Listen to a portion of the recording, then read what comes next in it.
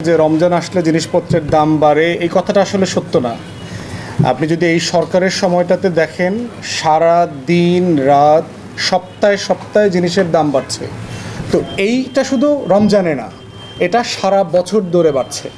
রমজান আসলে যেটা হয়, যেহেতু আপনার সারা বছরের লাভেরটা তারা ম্যাক্সিমাইজ করতে চায়, 11 মাসের ক্ষুধা যদি কেউ এক মাসে খেতে চায় তখন তাকে একটু বেশি অ্যাক্টিভ হইতে হয়।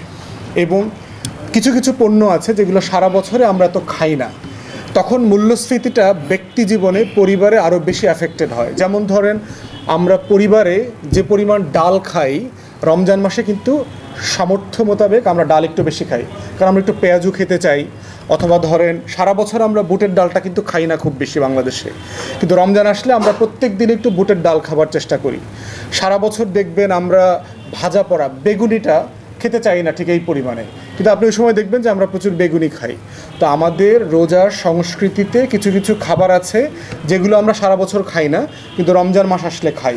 তো রমজান মাসে আসলে হয় কি, তখন রেগুলার যে মূল্যস্ফীতিটা চলছে এটার পাশাপাশি ওই যে রমজানের স্পেসিফিক পণ্য, খাদ্যশস্য, এগুলোর উপর তখন দাম বেড়ে যায়। সমস্যাটার সমাধানের ব্যাপারে আমরা বারবার কথা বলেছি, কিন্তু বাংলাদেশ একটা রাষ্ট্র যার কান নাই, চোখ নাই, মুখ নাই, হৃদয় নাই, তার শুধু আছে হইল চেতনা। চেতনা বিক্রি করে করে সব বিক্রি করে দিচ্ছে, লুটপাট করতেছে। এত অসৎ হয়েছে আমার দেশের মানুষ, এত মিথ্যা কথা বলে। দেশের শিক্ষিত জনগোষ্ঠী, মসজিদে দেখবেন লোকের অভাব নাই, মাদ্রাসা মসজিদ বাড়তেছে, কিন্তু এত মিথ্যাবাদী অসৎ জনগোষ্ঠী হয়েছে, বিশেষ করে যারা প্রশাসনিক কর্মকর্তা কর্মচারী, রাষ্ট্রের যারা দায়িত্ব পালন করেন। এই জনগোষ্ঠী যদি মিথ্যাবাদী হয়, অসৎ হয়, এই রাষ্ট্রের মানে দুঃখের কষ্টের শেষ থাকবে না। কি করা দরকার দেখেন, বাংলাদেশে আমরা হিসাব করে দেখেছি আমাদের 18 থেকে 20টা গুরুত্বপূর্ণ খাদ্যশস্য দরকার, পণ্য দরকার, যেটা যদি আপনি খুব সহজলভ্য করে দিতে পারেন তাহলে মানুষের জীবনটা খুব সহজ হয়ে যাবে। যেটা ধরেন টিসিবির ট্রাকে করে দিচ্ছে, চাল দিচ্ছে, একটু আটা দিচ্ছে, একটু লবণ দিচ্ছে, একটু চিনি দিচ্ছে, একটু পেঁয়াজ দিচ্ছে, একটু তেল দিচ্ছে। এটাকে যদি আপনি 18 থেকে 20টা পণ্যে নিয়ে যান এবং এটা ট্রাকে দেবে না, এটা অসম্মানিত একটা জিনিস। এইটা চেতনা হইলেও এটা স্বাধীনতার সাথে গাদ্দারি। স্বাধীনতার ঘোষণাপত্রে মানবিক মর্যাদার কথা বলা ছিল। এই মানে দুপুরের তপ্ত রোদে 4 ঘন্টা দাঁড়ায় 1000 টাকা 2000 টাকা চাল ডাল কম দামে কেনাটা খুবই অসম্মানজনক। নাগরিকদেরকে টিসিবির দোকান করে দিতে হবে, প্রত্যেকটা পাড়ায় মহল্লায় টিসিবির দোকান থাকবে। আপনি স্মার্ট কার্ড করে দেবেন অথবা ন্যাশনাল আইডি কার্ডের সাথে ট্যাগ করে দেবেন, তিনি ওখানে গিয়ে ন্যাশনাল আইডি কার্ড সোয়াপ করে ওই সার্ভিসটা নির্দিষ্ট টাকায় করে নিয়ে আসবে। এবং এই 20টা পণ্য যেটা আমাদের অতি জরুরি সারা বাংলাদেশের জন্য, এটা আপনি আমার দেশে উৎপাদন করতে পারবেন চাইলে। এটা সিদ্ধান্তের ব্যাপার। আপনি জানেন যে ডাল প্রতি 11 মাসের হিসেবে ধরেন 10 কেজি লাগে, রমজান মাসে আরও 10 কেজি লাগবে। তাহলে আপনাকে চিন্তা করতে হবে যে আমি কৃষককে কোন জায়গায় বলে 10 কেজি ডালের উৎপাদন বাড়াবো। এটা সরকারের প্ল্যানের ব্যাপার, পরিকল্পনার ব্যাপার। আমার জমি আছে, আমার প্রশিক্ষিত কৃষক আছে, আমার লজিস্টিক্স আছে, আমার লোকরা জানে কীভাবে চাষবাস করতে হয়। তাহলে এই জায়গাটাতে যদি হাত না দেই, আপনি মূল্যস্ফীতি নিয়ন্ত্রণ করবেন কিভাবে? আপনাকে তো জিনিসটার প্রোডাকশন সাফিসিয়েন্টলি করতে হবে। তো আমাদের এই মূল্যস্ফীতির বড় সংকট হচ্ছে এই রাষ্ট্রের কোন কোন খাদ্যপণ্য কত মানুষের জন্য দরকার সেটা নাই। দ্বিতীয় একটা সমস্যা হচ্ছে সংখ্যার একটা মিথ্যাচার আছে বাংলাদেশে। অফিসিয়ালি আমাদের লোক সংখ্যা কত দেখেন, 17 কোটি। এটা একটা মিথ্যা কথা। এক্সাম্পল দেই আপনাকে। কদিন আগে আপনারা দেখেছেন পাকিস্তানে নির্বাচন হয়ে গেছে। পাকিস্তানে অফিসিয়ালি জনসংখ্যা হচ্ছে 25 কোটির মতো। 25 কোটি জনসংখ্যার অ্যাগেনস্টে ভোটার কত? 12 কোটি 80 লাখ। আমার জনগোষ্ঠী কত বলছে সরকার? 17 কোটিরও কম বলছে, 16 কোটি সামথিং, 87 লাখ 90 লাখ এরকম বলছে। তো 17 কোটি জনগোষ্ঠীর অ্যাগেনস্টে আমার ভোটার কত? 12 কোটি 18 লাখ। তাহলে পাকিস্তানের সাথে আমার জনসংখ্যার পার্থক্য হচ্ছে 8 কোটি, আর ভোটারের পার্থক্য হচ্ছে 60 লাখ। অঙ্কটা মিলে না, একটা স্টুপিড জিনিস।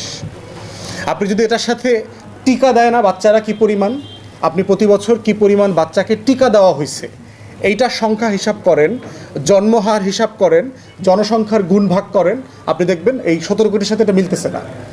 আমার জনগোষ্ঠী ন্যূনতম 22 থেকে 23 কোটি, ন্যূনতম। আদারওয়াইজ আপনার 12 কোটি 18 লাখ ভোটার হওয়া সম্ভব না, প্র্যাকটিক্যালি পসিবল না। আমার যে জন্মহার, আমার যে বয়সের রেঞ্জ, আমার যে পরিমাণ ছেলেমেয়েরা স্কুলে কলেজে ভর্তি হচ্ছে, 18 বছর বয়সে ইন্টার পাস করতেছে, এই অঙ্কগুলো মিলছে না একটার সাথে আরেকটা। তো আপনি যদি না জানেন সত্যটা যে আমার মানুষ কত, তাহলে আপনি কৃষককে বলবেন কিভাবে, আমার প্রত্যেকটা জেলা কৃষি অফিসকে কিভাবে বলবেন যে আমার 20 কেজি চাল উৎপাদন করতে হবে, আমার 30 কেজি লবণ লাগবে। আপনার ঘরের যারা পরিবার আমরা চালাই, আমাদের ঘরের বাজার করতে আপনাকে জানা লাগে না ঘরে মানুষ কজন, মেহমান বাসায় আসলে আপনাকে একটু বেশি বাজার করা লাগে না? আপনি যদি না জানেন আপনার ঘরের সদস্য কজন, আপনি বাজার করবেন তো উল্টাপাল্টা করবেন, আপনার 10 জনের বাজারের বদলে আপনি 3 জনের বাজার করে নিয়ে যাবেন, বিব্রত হবেন। তো মূল্যস্ফীতি ঠেকানোর জন্য হচ্ছে এরকম ন্যূনতম কিছু জিনিস দরকার। তাহলে সরকার কি জানে না যে আমার লোক সংখ্যা 23 কোটি? জানে। তাহলে মিথ্যাচারটা কেন করে? মিথ্যাচারটা করে বাঙালিকে চেতনা খাওয়াইতেছে না। $3000 মাথাপিছু আয়। আমার তো মাথাপিছু ডলার আয় তো এত বেশি না, তো আমার $1500। কিন্তু আপনাকে যেহেতু $3000 খাওয়াইছে চেতনায়, এখন লোক যদি বাড়ায়া দেয় তাহলে $3000 থেকে গড় আয়টা কমে যাবে না? গড় আয়টা তখন $1200, $1300, $1500 চলে আসবে। এই চেতনা ব্যবসার কারণে আমার কোনো তথ্য পরিসংখ্যান সংখ্যা সঠিক না। যতদিন পর্যন্ত রাষ্ট্র তার সংখ্যার সাথে সততার সাথে আচরণ না করবে, ততদিন পর্যন্ত আপনি রাষ্ট্রের কোনো সংকটকে মোকাবেলা করতে পারবেন না। ঢাকা সিটি কর্পোরেশনের জরিপ করে বলছে আমাদের লোক নাকি 1 কোটি সামথিং লাখ। প্রথম আলো গুণে দেখাই দিচ্ছে, যেটা হওয়ার কথা না। জনসংখ্যা মিনিমামের ডাবল ঢাকাতে। তো ঢাকার জনগোষ্ঠী যদি ডাবল হয়, আগুন কয়টা জায়গায় লাগতে পারে, আর ফায়ার ব্রিগেড কোথায় বসাবেন, অফিসের সংখ্যায় তারতম্য হবে না? আমার যদি 2 কোটি মানুষ থাকে একটা শহরে, আর যদি 1 কোটি মানুষ থাকে, আমি কি সমপরিমাণ পুলিশ স্টেশন করব? আমি কি সমপরিমাণ ফায়ার ব্রিগেডের অফিস করব? আমি কি সমপরিমাণ ফায়ার হাইড্রেন্টের প্লেসমেন্ট করব? এখানে করব না তো। তো মূল্যস্ফীতির একটা পার্মানেন্ট সমাধান হওয়া দরকার, আমাদের সংখ্যার ব্যাপারে সততা, আর দ্বিতীয়ত হচ্ছে পরিকল্পনা টিসিবিকে দিয়ে। যে টিসিবিকে দিয়ে পরিকল্পনা করে আমার কৃষি অধিদপ্তরকে দিয়ে সারা বাংলাদেশে পরিকল্পিতভাবে চাষবাস করায়া, অথবা যেখানে প্রয়োজন, এক্সট্রিমলি প্রয়োজন, সেখানে আমদানি করার মধ্য দিয়ে মার্কেটে একটা সমতার বিধান করতে হবে। যতদিন পর্যন্ত এই সংখ্যার হিসাবটা আমরা ভালোভাবে না করব, ততদিন পর্যন্ত এই মূল্যস্ফীতির সমাধান হবে না। সরকারি হিসেবে সরকারের যে বিভিন্ন পরিসংখ্যানের ব্যুরো আছে, ডিপার্টমেন্ট আছে, তারা বলছে যে আমাদের মূল্যস্ফীতি নাকি 6 থেকে 9%। এটা একটা মিথ্যা কথা। মূল্যস্ফীতির যদি শুধু একটা এক্সাম্পল দেই, 2-3টা এক্সাম্পল দিলে আপনারা বুঝবেন। আপনারা যদি শুধু মাসের সাথে মাস হিসেব করেন, তাহলে দেখবেন যে মূল্যস্ফীতি 70-80% কখনো কখনো ছাড়িয়ে যায়। বছর হিসাব করেন, দেখেন এখন এই মুহূর্তে আপনি আলু কিনছেন কত টাকায়, গত ডিসেম্বর, জানুয়ারি, ফেব্রুয়ারিতে আলু কিনেছেন কত টাকায়। আপনি শুধু এই পণ্য ধরে ধরে যদি মূল্যস্ফীতি হিসাব করেন, আপনি দেখবেন যে আমাদের মূল্যস্ফীতি 60, 70, 80% পর্যন্ত হচ্ছে। মূল্যস্ফীতি জিনিসটা কি? জিনিসটা হচ্ছে যে আমি 1 কেজি চাল অথবা 1 কেজি আলু গত ডিসেম্বরে 20 টাকায় কিনতাম, আর এই ডিসেম্বরে এটা আমাকে 25 টাকায় অথবা 30 টাকায় কিনতে হচ্ছে। তাহলে আমি বলছি যে কি, এই জিনিসটার দাম গত বছরের তুলনায় এখন 50% বেড়ে গেছে। এই 50% শব্দটার নাম হচ্ছে মূল্যস্ফীতি।